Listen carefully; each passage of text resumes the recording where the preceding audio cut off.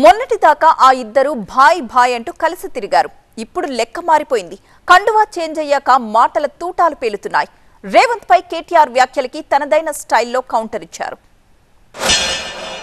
4 నెలలు నిండింది, 5వ నెల వడ్డం. మరి ఏమైందా రేవంత్ రెడ్డి గారు? రుణమాఫీ అంటే పేగులు కత్తిరిస్తా మెడలేసుకుంటా అంటాడు. ఎవడన్నా పేగులు కత్తిరిస్తాడే ముఖ్యమంత్రి? జేబుల కత్తెర పెట్టుకొని తిరుగుతున్నా అంటాడు. జేబుల కత్తెరలు పెట్టుకుని ఎవడు తిరుగుతాడు? ఎవరు తిరుగుతారు? జేబు దొంగలు తిరుగుతారు. జేబుల కత్తెర పెట్టుకొని తిరుగుతాడు ఎవడన్నా ముఖ్యమంత్రి? దబ్బన జర్ర అటు ఇటు అయిందనుకో కత్తెర ఏమవుతుంది? జేబుల ఆగమవుతుంది. అన్ని గలీజు మాటలు. ఒక్కటన్నా సక్కటి మాట వస్తుంది ఆయన నోట్లోకి వెళ్ళి? ఏం మాట్లాడతాడే? లంకె బిందెలు ఉంటాయి అనుకొని వచ్చిన నేను, కాలి కుండలు ఉన్నాయి అంటాడు. ఎవడన్నా ముఖ్యమంత్రి మాట్లాడే మాటనా? నాకు ఆ భాష రాదు, నీకోసం నేర్చుకొని మాట్లాడుతున్నా.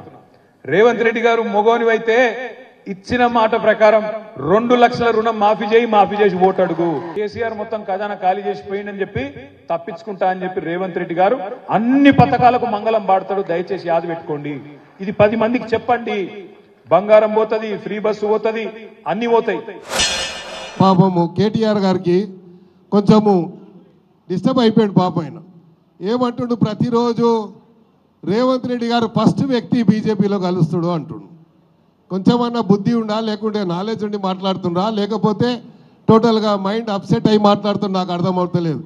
ఎక్కడ లాజిక్ మిస్ అవుతుండో అర్థమవుతలేదు. కామన్ సెన్స్ ఉండి మాట్లాడుతుండా, కామన్ సెన్స్ లేక మాట్లాడుతుండ? నాకైతే అర్థమవుతలేదు.